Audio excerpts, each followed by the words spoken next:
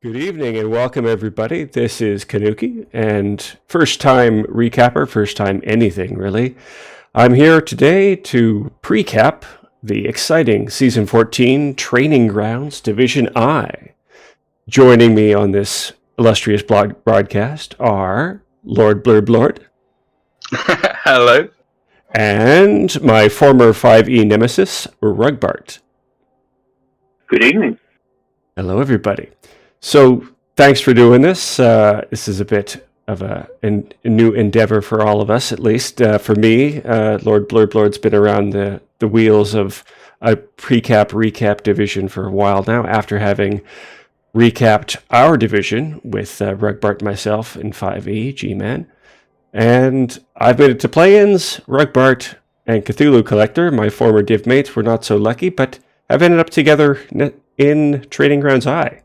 So we're going to take a look at the teams here and see what we think is going to happen over the next few weeks. So where should we start? Well, should we start with the War Beasts themselves? Indeed. No reason not to give the order with it. Yeah. Let's take a look at them again.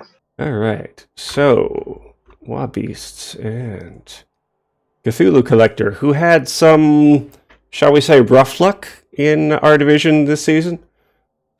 Yeah, he had. I think he had one game of Greenhorn, so he started a bit behind everybody else and did not catch up, I would say. Yeah, things are appearing, aren't they, on this team? Yeah, they're starting to emerge with the pieces they need. I think they lost a Black Orc.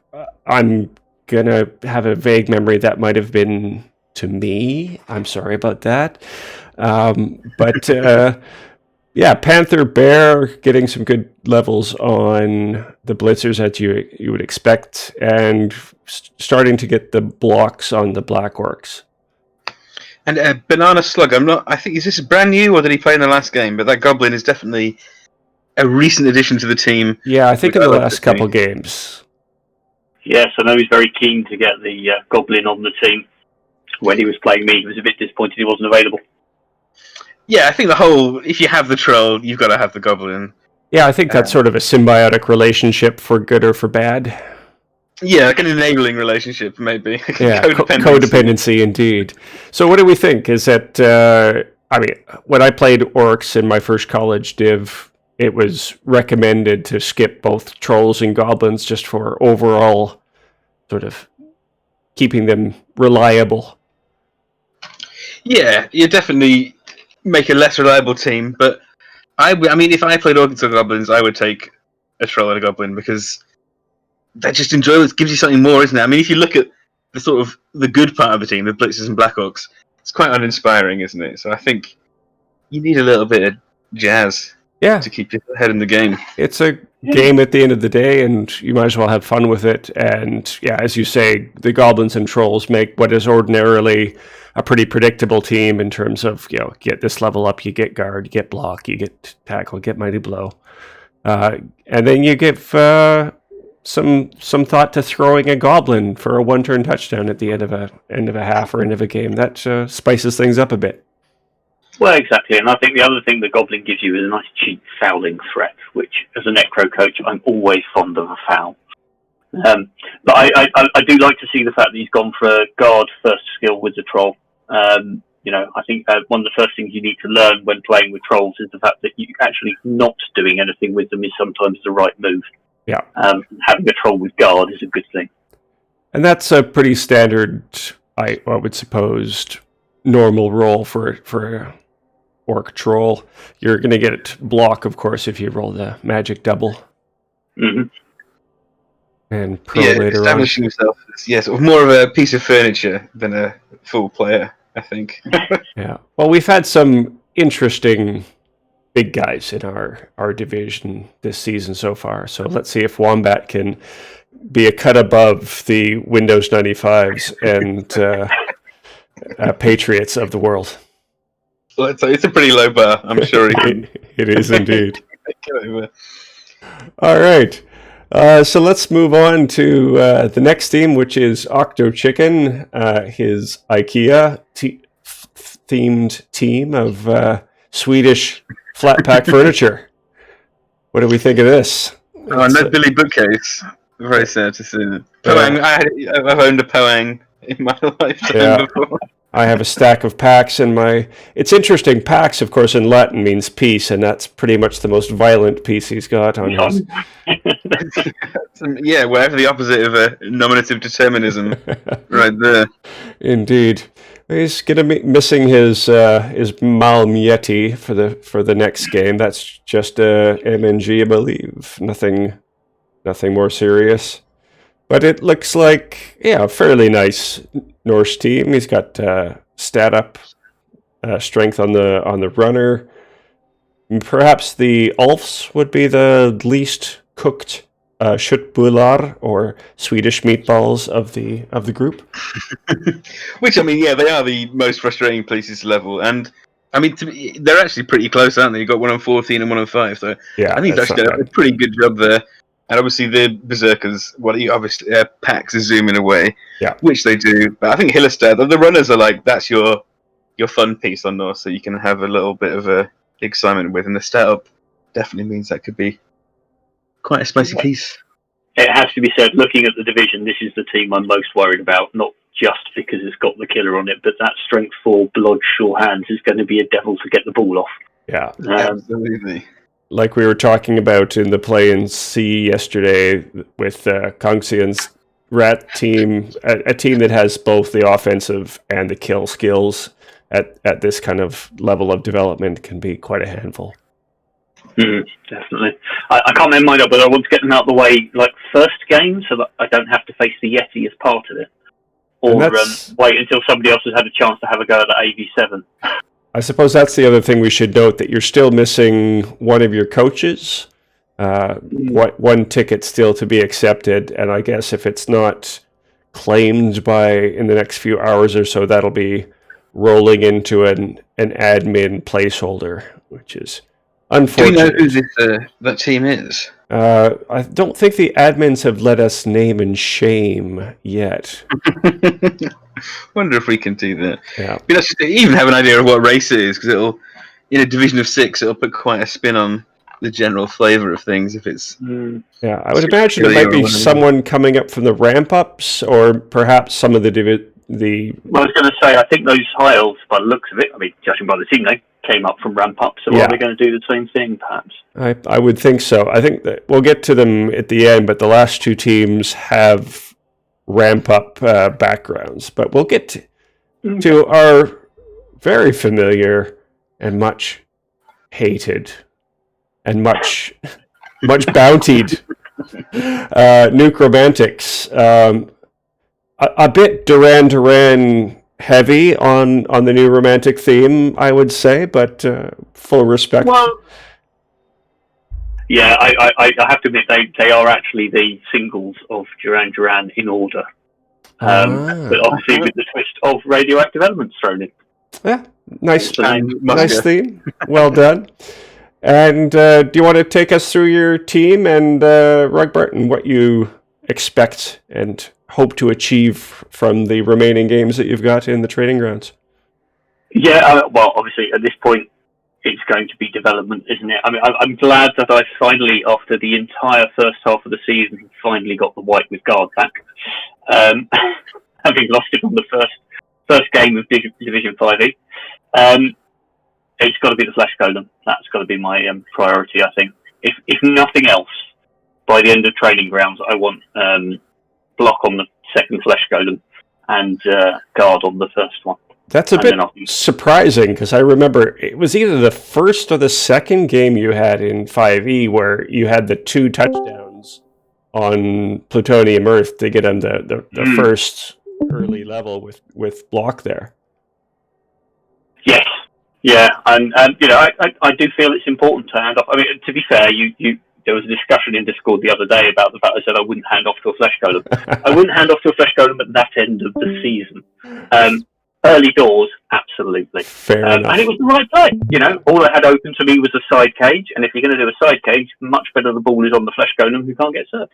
That's true. Although a 4+ handoff to a guy on the sideline, it's a little bit risky. Yeah, the scatter there, only a bit dodgy.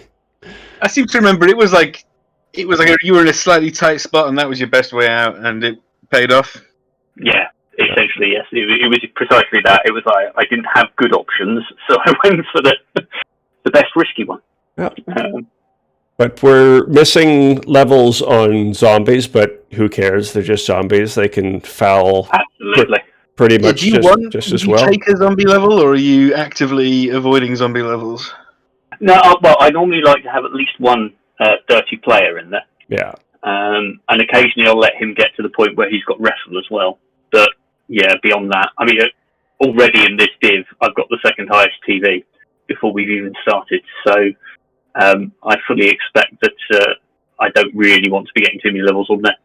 I'm going to be giving away a wizard most games already. Yeah, lightning bolts in your future. And again, the two disgusting doggos. You've had 3 Mighty Blow wolves already this season, as I recall. No, it's the same. It's the same one, right. He was permed, but he's still around Irradium, isn't he? Yeah, despite my bounty. I decided to keep the AB7. Yeah, I decided to keep the AB7. So. And then the other one just happened to roll Mighty Blow and then an Agi up for good fun. Yeah. You know, what you need is a leap next, and we got a cage diving killer. Lovely. Talking of a cage, you've not got a ghoul. Is that TV reasons, or do you just not like the ghoul on Necro, or is it something you might pick up later? So I spent a fair bit of time on the Necro Discord, and the rule of thumb is you don't buy a ghoul until you've got at least 2 skills on all the other positionals. Yeah. So I'm just waiting for the flesh golems and the whites to get up to spec, and then I'll probably get myself a wrestle tackle. Yeah, that makes some sense. I do like that wrestle tackle ghoul, yeah.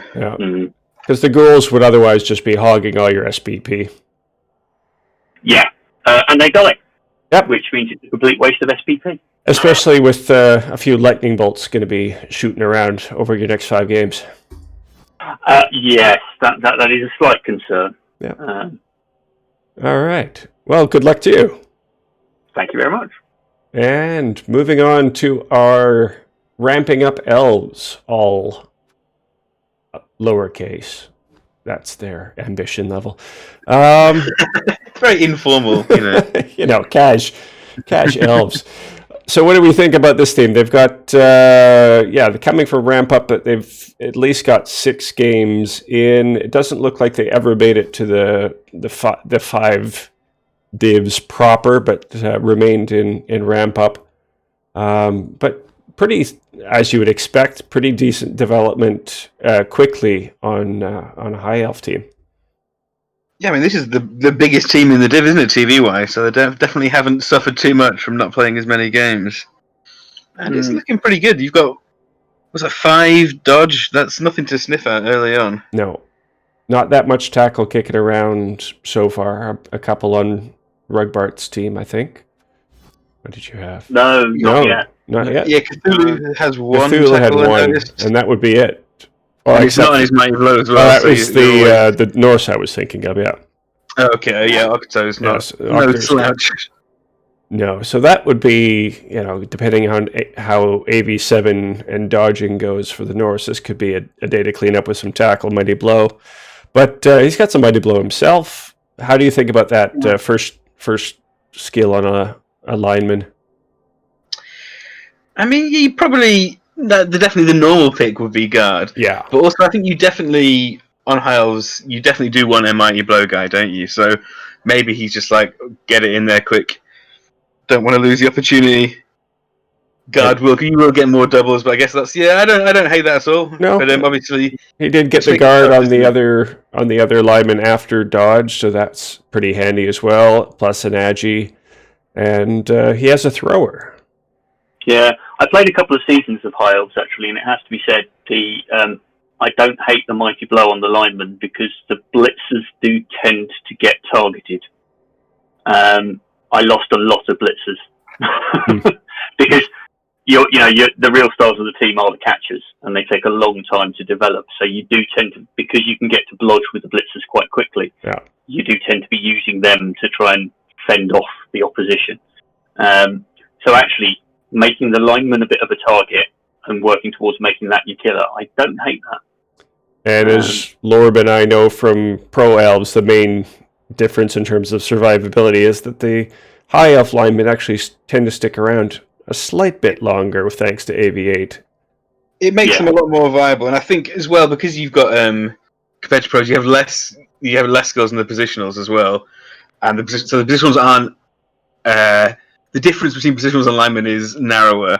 So, like, as you see, he's got very wide development. He's got one skill on lots of different players instead of 2 or 3 players with everything, which I think is the way Hiles work nicely. Spread things out, take advantage of that. So I think it's good. Obviously, it's not he doesn't have any standout players, but I think it looks nice. I think it's a nice spread of. You got your kick, you got your agi up, mighty blow. Yeah, nice looking elf team overall. What do we think? What I'd like to see is more catchers. Yeah, only the one catcher. Yeah, not great, but it could be a concern in terms of because like the ghoul, they are big SBP hogs, so it might be a thing. I'm guessing though, with only one, did one die? Is there a way we can find that out? Perhaps from ReBBL, except I would have to go into the ramp divs. I'm having a little look. Yeah, you can have a look. See, I'll try to be professional on the front screen here. No, 0 deaths on this team. 0 deaths. That's impressive in 6 games.